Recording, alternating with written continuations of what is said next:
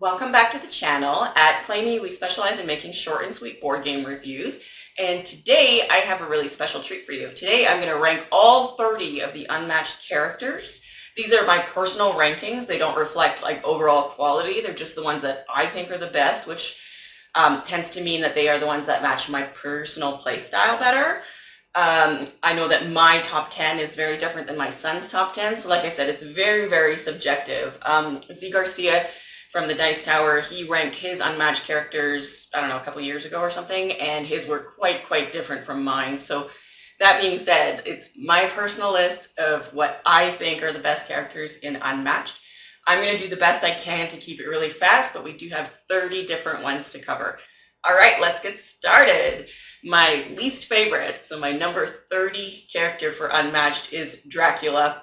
I really don't know what to say about this one. I cannot get him to work. Other people play him just fine. Every time I play with him, I get the floor wiped with me. And I mean, that happens a lot with a lot of the characters, but I cannot get him to work. I feel like I'm always stuck. I feel like I always have a handful of stuff that's not helpful. But other people have loved Dracula. So my number 29 character of all time for Unmatched is Jekyll and Hyde.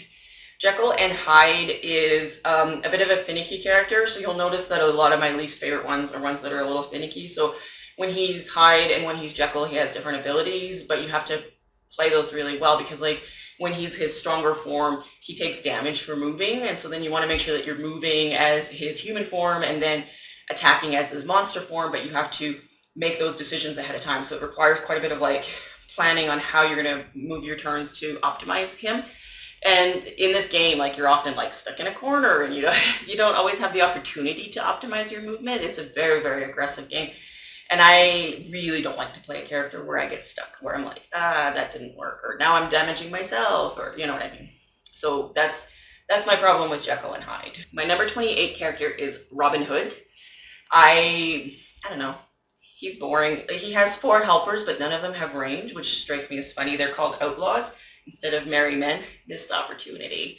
And he has range, but they don't. I don't know. He's my number 27 character is Spike from the Buffy the Vampire Slayer set. And so is my number 26 Willow, and my number 25 is Buffy, and my number 24 is Angel. At the end of the day, this was not my favorite set. I didn't find any of the characters to be particularly powerful. I was very excited about Buffy because she can move through characters, but every time I play her, I find I don't need to do that very much. Which is weird. Like, it's always something I wish I could do with other characters, but with the Willow set, she has a sidekick named Tara, and when Tara takes damage, Willow turns to Dark Willow, and she becomes more powerful. And it's so cool. Like, I love the idea of it. I've played her a bunch of times hoping it'll be okay, but I find her a little on the weak end. Like, it just, again, I've never won a game with Willow, which is not the benchmark here, because there are some other characters that I love that I've never won a game at, but I find that the entire Buffy set isn't, like, quite on par with the others, to me. So my number 23 is King Arthur. King Arthur has the ability to boost his attacks, so he can be very, very strong hitter. And he also has his Excalibur, which does something like 6 points of damage or 8 points of damage or something like that. He's, again, nothing super exciting, but all of the decks in Unmatched are all beautifully integrated so that each character has its own theme and its own mode of play, and it is like unique to that individual character. And so even the ones that you wouldn't be necessarily excited to play are still good. Like, even the ones in my bottom 10 are still good characters, and they are in other people's top 10 characters. So all the characters are good. Some of them are a little bit more awesome, we think. I'll mention that when I get there. My number 22 character of all time is Alice from Alice in Wonderland.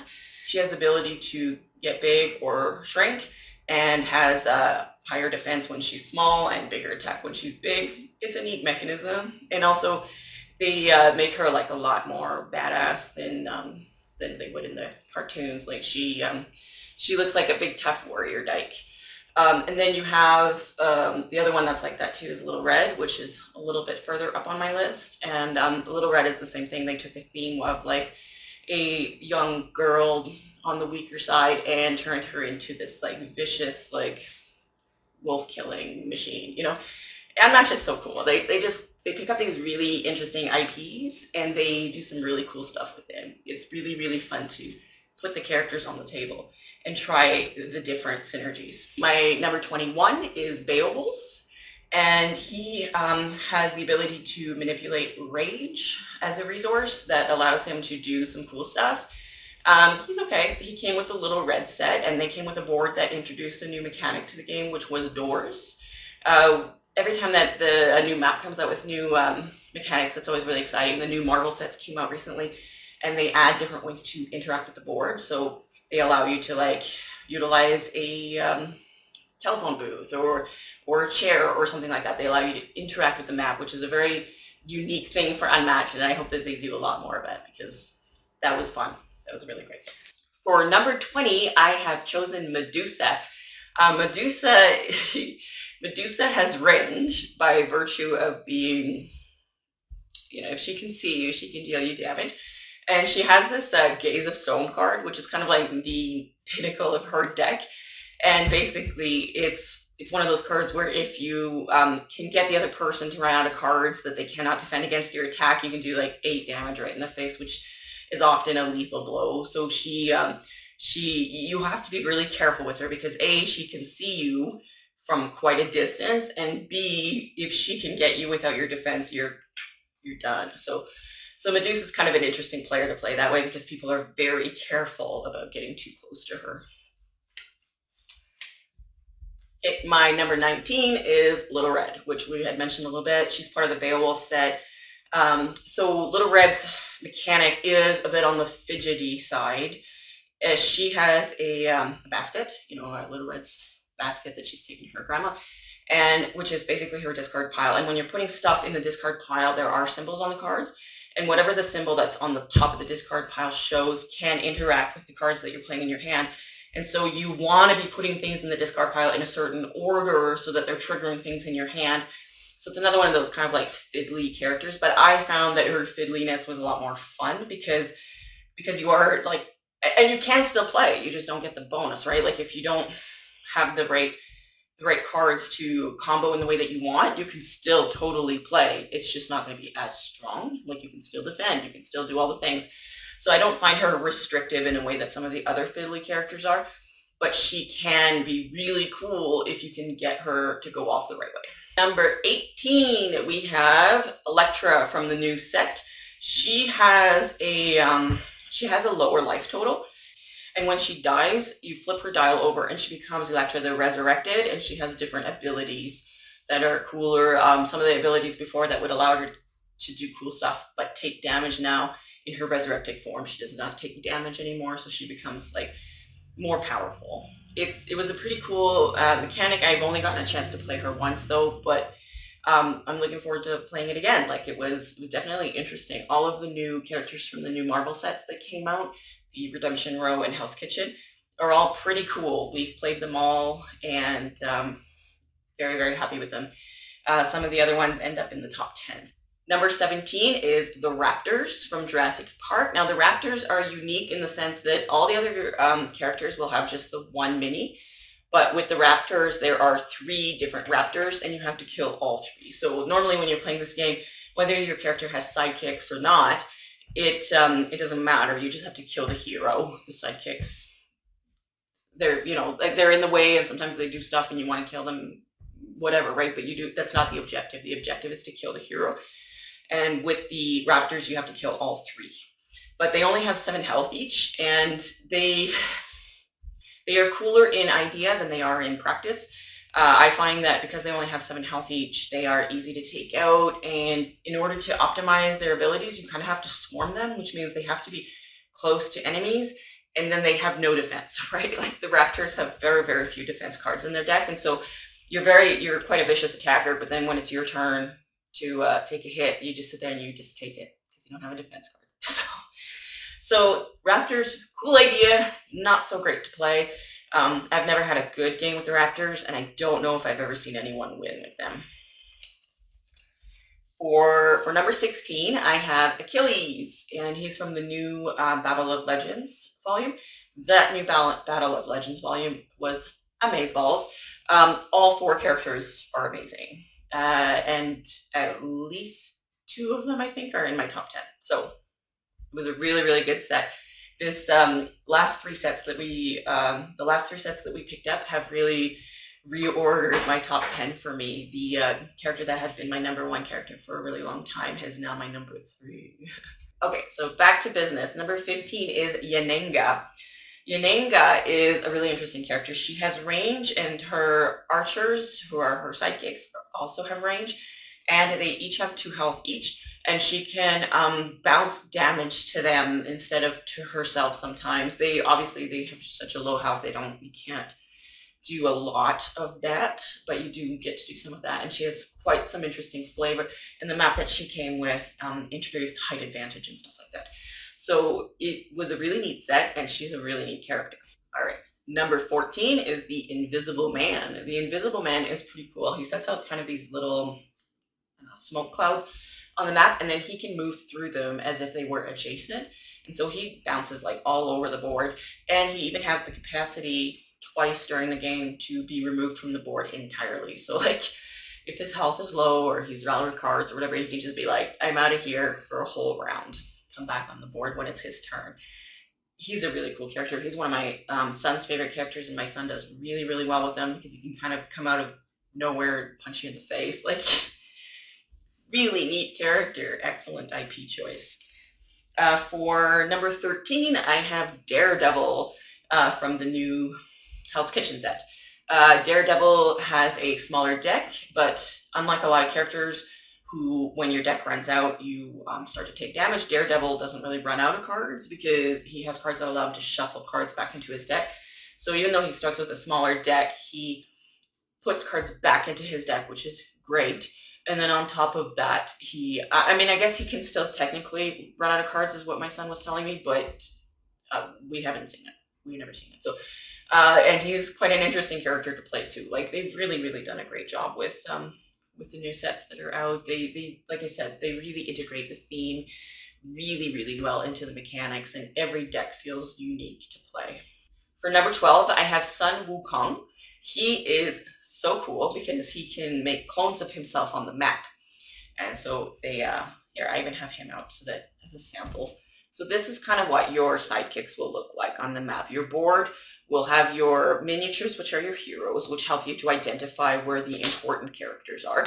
And then you have these discs that slide around on the board, and they identify your allies, your sidekicks, etc. In this case, his clones. This is his cool health dial. And these are his deck. And every deck has a unique art style on the back and in the front. And the art is just amazing and Unmatched. Every deck is a masterpiece in and of itself. They just find a way to create like a really beautiful atmosphere just with a deck of cards. Like, it's good job, Mondo. Okay, so my number 11 character is Sherlock Holmes. This is my son's number 1 character. Sherlock Holmes, he can look through your hand, make you discard cards. He can, and one of his best abilities is that he can retaliate. So a lot of his cards, because he's a boxer, a lot of his cards are when he, after a combat phase, then he deals you 2 damage. So it's like he always like counter punches you in the face, which is very annoying because sometimes you'll do a combat phase, do a single damage, and then he'll punch you back for 2. So he's a very, very fun character to play, and he's my son's favorite character to play. All right, number 10 is Bruce Lee. So Bruce Lee came as a single pack. These games used to come in 2-packs and 4-packs, and I don't have any of the 2-packs on the table here, but some of the sets like that were like Robin Hood versus Bigfoot, Muldoon versus like InGen versus the Raptors for Jurassic Park, and Beowulf versus Little Red. So those were the 2-player kits that you could get. And then these 4-player ones were the Battle of Legends, the Cobble Fog, which has the more Victorian characters, and then the Buffy the Vampire Slayer came as 4 sets. And now what they're doing with the Marvel sets is they're releasing them as 3s. So far, Redemption Row, Hell's Kitchen, as well as the other 2 that are announced for King and Country and Teen Spirit, all have 3 superheroes each. And they also, since we're talking about this right now, they also have announced a 2-player set that is Houdini versus the Genie, and I am so excited. So excited for all of them, really, but that one for sure. And then the next one to come out to retail should be the next Jurassic Park set, which is Dr. Sattler and Ian Malcolm versus the T-Rex. And the T-Rex will be the game's first giant character, which will have some slightly different rules. So that's very, very exciting. We've all been waiting for the T-Rex for a really long time, and can't wait for it to get in my mailbox. Number 9 is Moon Knight, and Moon Knight's thing is that he can cycle through identities. So he has, at the end of every turn, he cycles into the next one. So one of them gives him 2 free movements, one gives him +2 to his attacks, and one of them gives him +1 to his defense. And so he has kind of these different powers and these different perks every turn. He's one of the most versatile characters. He has a lot of purple cards, which in this game, red is attack, blue is defense, purple is both. And he has a ton of purple cards, which means he can both attack and defend with his cards, which is really, really nice. Like I said before with the Velociraptors, they don't have a lot of defense cards. Most of their cards are red cards, which are attack cards, and they have very, very, very little purple cards. I don't know if any. So each character is a little bit different that way. Some of them are a lot more aggressive. Some of them will have a lot more defense. Some of them will have some healing abilities. Like it's, I find them to be quite well weighted. Like some of them we tend to win more, but is that because we play them more, or is that because they're like more in sync with our personal play styles? I don't know. I don't think that there is a dud in the lot. I think it's all really good. So basically you pick whatever seems to interest you, and you're good to go. Number 8 is Sinbad. Sinbad has a really neat mechanism where he has these different voyage cards in his deck, and when you put them into his discard pile, then they will trigger. So then you'll trigger effects based on how many voyage cards are in your discard and stuff like that. Some cards let you take things back from the discard, and some of the cards have really cool abilities, so you can keep taking those ones out. You know, like Sinbad is a really fun character to play. I've really, really enjoyed my plays with him. Now we're getting into the fun stuff. Oh my goodness. Number 7, Luke Cage. So Luke Cage is, whoa, he might be the toughest character that we have. First of all, his attacks are nuts. He has very, very strong attacks, just like as a default. And then he has, he starts with less life, something like 13, which is really low comparatively. And it doesn't matter because he just doesn't take damage, right? Like he, for every attack that he takes, he just automatically like buffers 2 damage. And a lot of times you're only dealing 1, 2, 3 points of damage. And so that means a lot of times you're dealing no damage to Luke Cage, and he can wallop you back. Oh my goodness. Well, we've just been blown away by Luke Cage. Like, he's an insane character. For number 6, I have Bullseye. The reason that Bullseye made it so high on the list is because he has a range of 5, and it doesn't matter zones. Like usually the ranged characters were in zones, and so you could kind of like hide from ranged characters, stay out of their zone. But Bullseye, he kind of monopolizes the board, right? There's a lot of areas that he can perch where he can get pretty much everything but the outskirts of the board, right? So he's just an insane character. Like he has insane range, and his cards are wow. Like I remember playing him and just being like, I can do that. My number 6 character is Bigfoot, and I honestly can't even tell you why. His ally is the Jackalope, and they both have some pretty strong hitting cards. They're both really, really fun, but I can't even tell you why I love to play him so much. I just find him so much fun to play. Number 5 is Deadpool. He is the other single set that came out, and he is so fun. So the deal with the Deadpool deck is that Restoration Games wouldn't make him one, so he made his own. And so you'll see cards from other sets that have like stuff written on them that he's like colored in. He has a card that allows you to make a really big attack if you make a bomb noise. He has just the most ridiculous cards. He has +5 to all of his attacks if your opponent's name is Logan. It's just the most ridiculous deck. Like it's just all dumbassery to the nth degree, and it is so much fun to play, and he is a really neat character, and he heals every time he attacks. Everyone who's played Deadpool has just been thoroughly delighted. It's a very, very fun deck. I made a mistake on Deadpool there, and I said he was number 5, but he's number 4. My number 3 is my original number 1, which is Robert Muldoon. He is from the Jurassic Park set. He's part of the InGen. He has 3 allies that are other InGen workers, and they all have range. He also puts traps out on the board, so on his turns he can put traps on the board, and anytime that someone walks through them, it gives them 1 damage and it ends their movement. So they are handy. I like to throw them wherever there are important junctions, and people will usually avoid them until they can't, and then they'll just willingly go through them because it is just 1 damage. But one of the really cool things that Muldoon can do is that he can push or pull people, so he can move others. And so one of the things that I'll do a lot is I'll just be like, you that's avoiding my trap, I'm dumping you in the trap. Like I said, it's only 1 damage. It's just a small thing. But because he has ranged, I can literally just stay in the bushes and hide and just put my traps out. You know what I mean? I really like playing him. Other people hate him.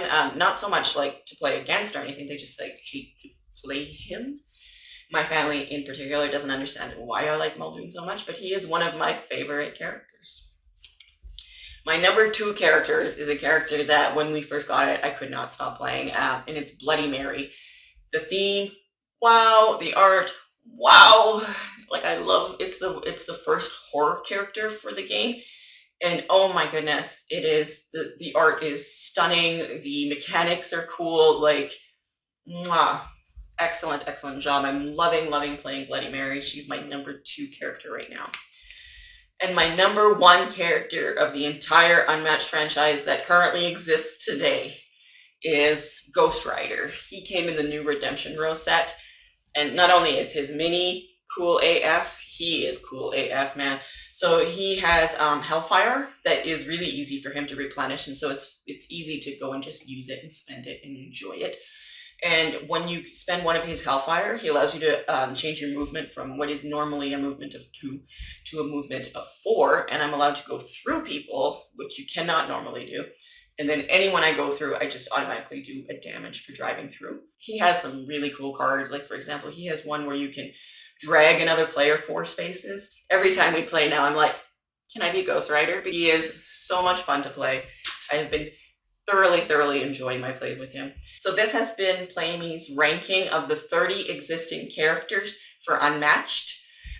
Feel free to leave your favorites down below, or let me know which sets you're excited about. I love to talk about Unmatched. I think it's a really fun game. Like, it wouldn't be top 10 material for me, but this is a game that our entire family enjoys to play, and I love to show it to others because it's exciting. Like, I put it on the table and I get all excited. I'm like, all right, I'm going to show you guys something cool. Let's play Unmatched. Anyway, so if you like what we do, please like and subscribe, or feel free to check out some of our other videos. Thanks very much for watching, and happy gaming.